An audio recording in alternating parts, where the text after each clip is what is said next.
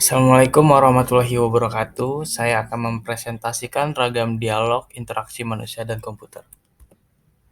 Ragam dialog atau dialog style merupakan cara pengorganisasian berbagai teknik dialog interaktif yang memungkinkan terjadinya komunikasi antara manusia dan komputer.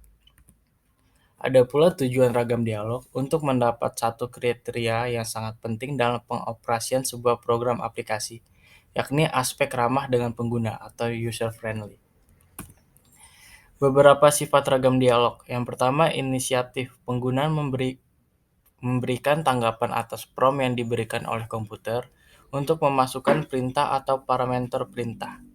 Yang kedua, keluasan. Pengguna mempunyai kesempatan melakukan customizing dan memperluas antarmuka dari sebuah sistem untuk memenuhi kebutuhan.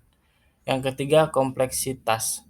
Pengelompokan dalam menerapkan model yang diinginkan pengguna ke dalam sistem, dan hal ini dapat diperoleh dengan menggunakan hierarki atau ortogonalitas atau keduanya. Yang keempat, kekuatan. Didefinisikan sebagai jumlah kerja yang dapat dilakukan oleh sistem untuk setiap perintah yang diberikan oleh pengguna. Yang kelima, beban informasi. Dalam hal ini menitik beratkan pada penyajian informasi yang dihasilkan komputer kepada pengguna, agar penyampaian informasi itu dapat berdaya guna, dan beban informasi yang terkandung di dalam suatu ragam dialog seharusnya disesuaikan dengan aras pengguna. Ada pula karakteristik ragam dialog. Yang pertama, konsisten, umpan balik, observabilitas, kontrolabilitas, efisiensi, dan keseimbangan. Kategori ragam dialog. Yang pertama, ragam dialog interaktif. Dialog berbasis perintah tunggal atau command line dialog adalah perintah-perintah tunggal yang dioperasikan tergantung dengan sistem operasi komputer yang dipakai. Yang kedua, dialog berbasis bahasa pemrograman atau programming language dialog.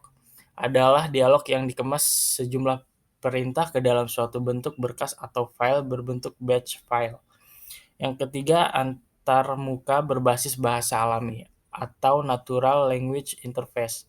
Adalah dialog yang berisikan instruksi-instruksi dalam bahasa alami atau manusia yang diterjemahkan oleh sistem penterjemah. Yang keempat, sistem menu. Adalah dialog yang menampilkan daftar sejumlah pilihan dan jumlah terbatas.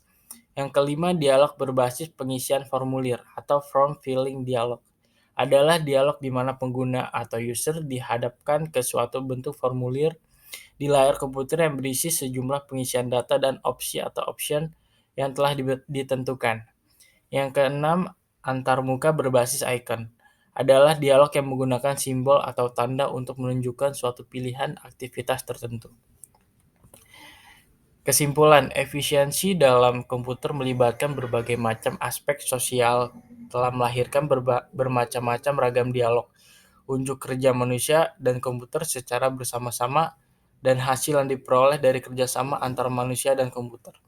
Sehingga, meskipun efisiensi dalam aspek rekayasa perangkat lunak, sistem menjadi sangat penting jika mereka berpengaruh pada waktu tanggap atau laju penampilan sistem.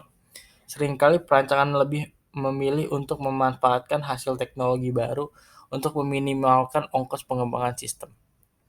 Sekian dari saya. Wassalamualaikum warahmatullahi wabarakatuh.